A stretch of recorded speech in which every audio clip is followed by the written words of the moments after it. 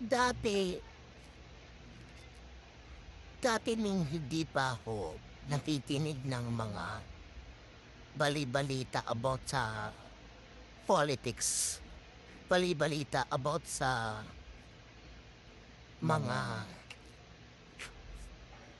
naglalaki ang mga pangalan sa politiko.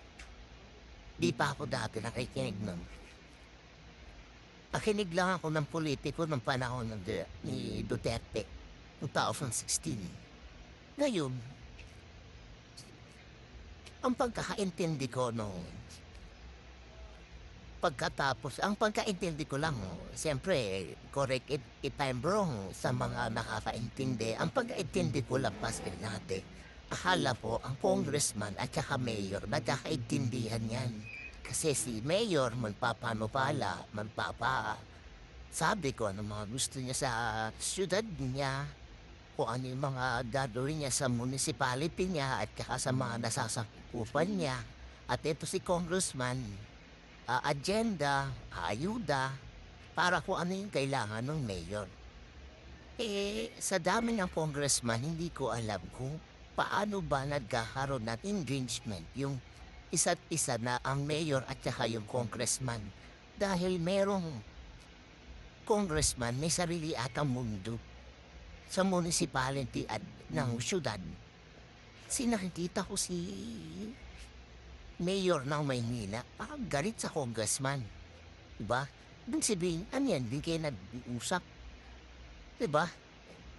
Paki-correct nga po sa mga nag-a-analyze ng politiko. Tsaka ang komeli, bakit dyan kinakasuhan na sila ngayon? Di na maintindihan kung kayo kinakasuhan ng mga nasa gobyerno, bakit kayo naging komelik? Kayo nga yung batas ng mga politiko. Gulong. Nangyari lang yan siguro pagtapos ni Duterte. Wala talaga kayo. Wala kayo talaga mapupuntos kay Duterte. Garanting na si Duterte, masama daw.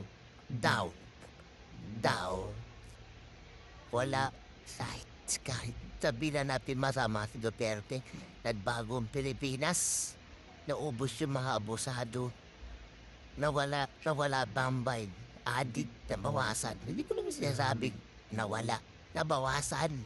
Kahit pa paano yung mga siga na sa mga malalaking pwesto, pabayad sa mga tax, yung mga malalaking pangalan ng negosyante. Yun lang. Paliwanag po, pasensya na kayo. Siyempre, citizen, we are Filipino citizen. We know the other thing. And more than things. More than pa. Kung ano pang maipapaliwanag. Ibigay nyo sa taong bayan yung pagpapaliwanag para maintindihan. Hindi yung ina-analyze na lang ng taong bayan. Kami na lang yung nag-a-adjust. Nakikiyan ang binabayaran ng tax sa bawat isang tao. Pag nagbabayad ka ng mga tubig, ilaw, meral, kung bumibili ka sa shopping or laki lang tinatax ang mga Pilipino para lang ipasahod sa gobyerno. Ama, yan lang. Stud, we'll be back for other reaction. Yan lang.